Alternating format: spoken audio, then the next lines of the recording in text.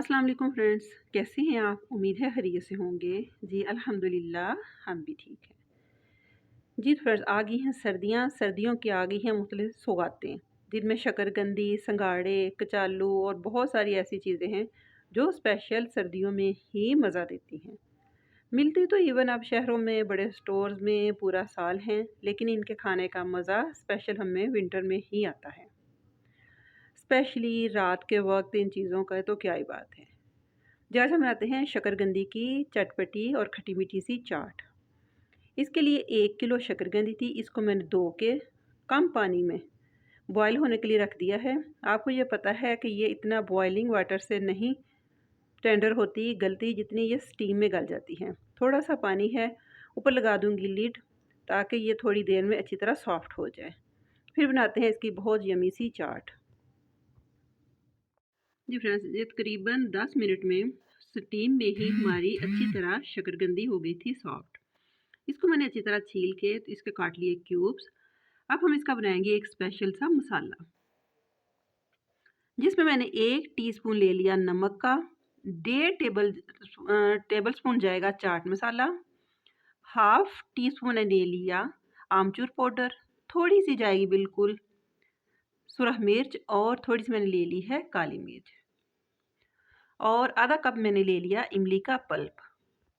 अब इनको शिफ्ट करते हैं एक बड़े बॉल में और अच्छी सी अपनी इस चाट की करते हैं। शक्करकंदी की चाट की मिक्सिंग के लिए मैंने एक ले लिया बड़ा सा बॉल, ताकि इसको मिक्स करने में आसानी रहे। सबसे पहले जो हाफ कप था इमली का पल्प वो डाल दिया। अगर इसमें कोई गुठली वगैरह हो तो प्लीज़ निकाल दें। अब साथ डाल देते हैं ये सारे स्पाइसेस। अब इन स्पाइसेस में हम अच्छी इमली के पल्प में इन स्पाइसेस को अच्छी तरह कर लेते हैं मिक्स, ताकि सारे मसाले जो हैं ना हमारे यकजान हो जाएं। इस स्टेज पे आप अपने मसाले को चख भी सकते हैं। जैसे ही ये सारे स्पाइसेस हमारे इमली के पल्प में मिक्स हो गए, अब डाल देते हैं अपनी शकरकंदी और इसको करते हैं अच्छी तरह इन मसालों में टॉस।